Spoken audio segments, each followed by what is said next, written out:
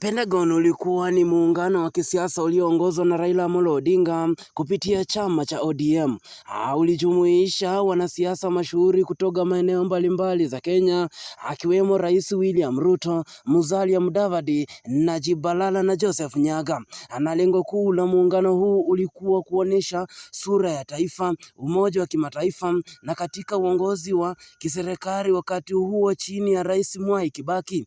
Na kampeni zao zilijikita katika mageuzi ya katiba, uwajibikaji na kupinga ufisadi. Lakini licha ya umaarufu mkubwa wa kisiasa, uchaguzi wa mwaka 2007 uliishia kwenye mzozo ambapo ulisababisha mgogoro wa taifa na machafuko mabaya zaidi ambapo haukuwahi shuhudiwa katika taifa la Kenya.